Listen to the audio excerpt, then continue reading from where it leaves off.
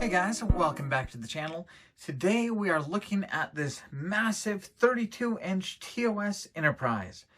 Now this is a model kit that I started 2.5 years ago when I was reviewing the light kit that was new and improved for 2021, and I finally worked myself up to actually finishing this model. It stalled a long time because I was really kind of trying to figure out what overall paint color I want to use on the model. And eventually I decided I just had to get over it and pick a color and build it. And knowing that I'm probably not going to make the perfect model, but I figured a built and completed model was better than having something unbuilt. So I settled upon the color light ghost gray, which is a gray that leans just a little bit blue. Grays always lean a little bit tan or a little bit blue. I decided to go kind of the blue color. I felt that kind of fit the TOS Enterprise, in my opinion, a little bit more. So this is Light Ghost Gray by Tamiya, and I like it very much. So my first step in finishing the model was to track down some window masks.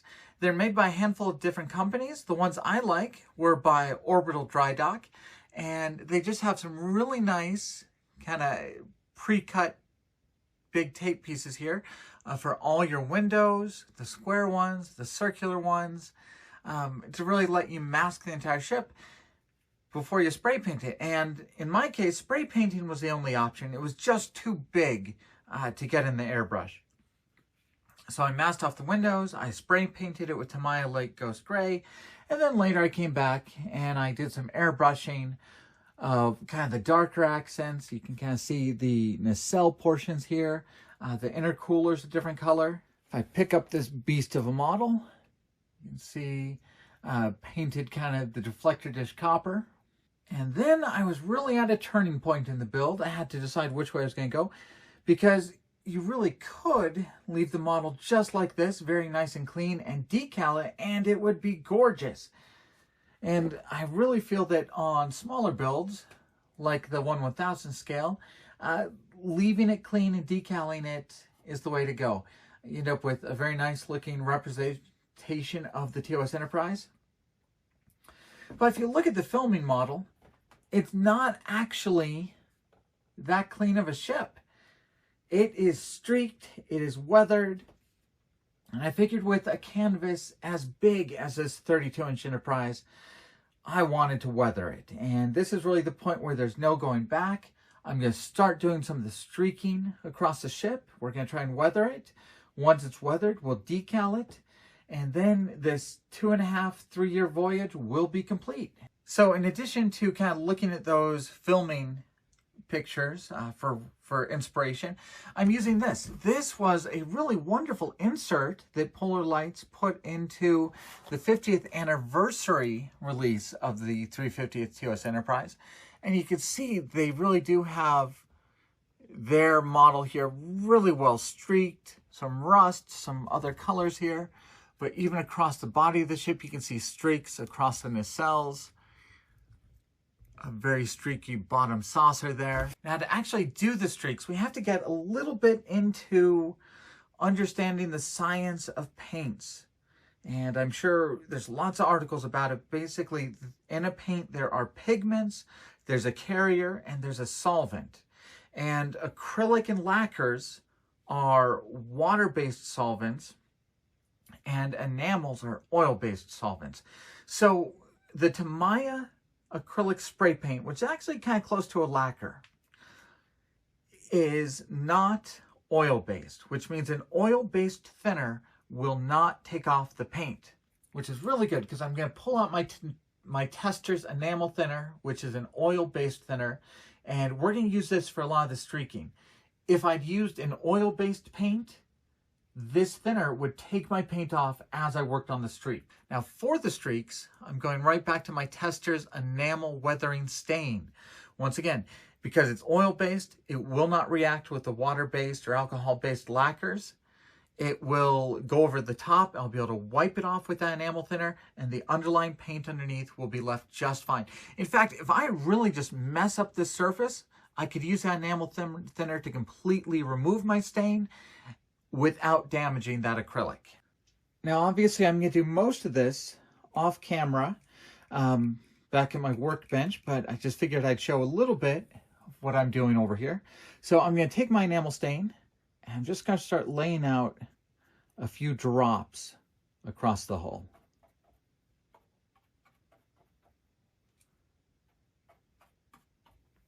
I'm going to have a little bit of color variation. I'm going to use just a drop or two of black. Okay, now it's time for a little bit of the thinner. And in this case, I'm just going to get my little bit of thinner on a paper towel.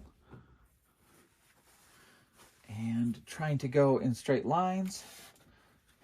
You're going to streak it back.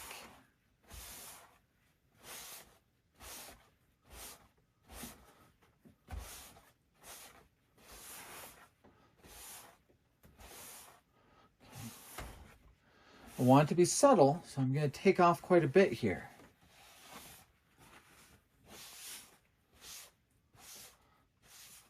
Okay, that black is really showing up a lot more than my rust, so I'm going to add a little bit of rust to it.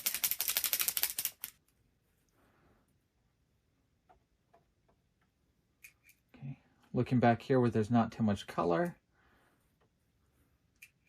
And we'll do one kind of bigger streak back here. And kind of the streaking works a little bit better as kind of the surface gets a little bit wet with the thinner.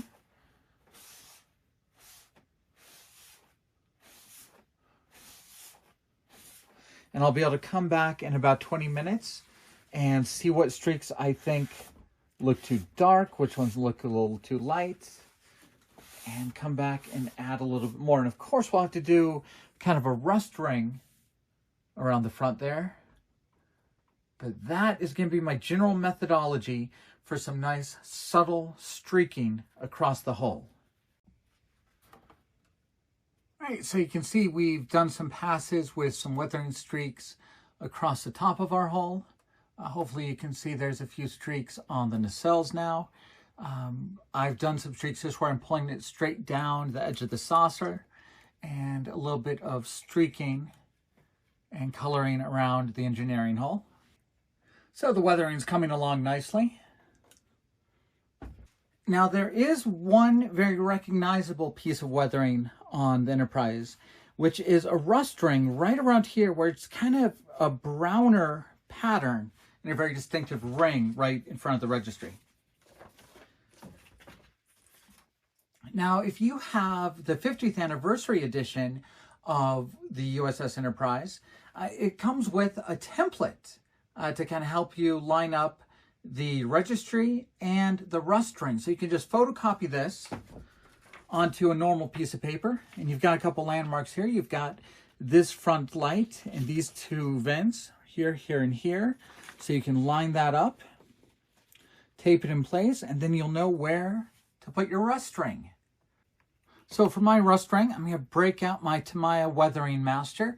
And this is sand, light sand, and mud. I'm going to go with the sand. And I'm not going to airbrush or anything, so I don't really need this tightly laid down. I'm just going to use it as a general, I'm going to use it as a general guideline. So I'm going to get some of this weathering on my brush and then just start laying it in on that rust ring.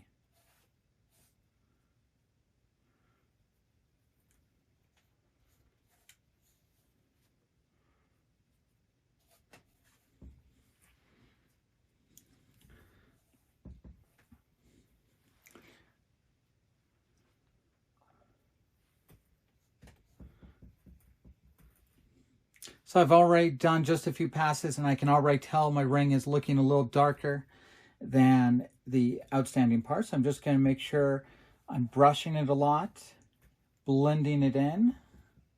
All right, at this point, I probably think I've laid down enough that I can still see where I'm supposed to be going with the template removed. Yep.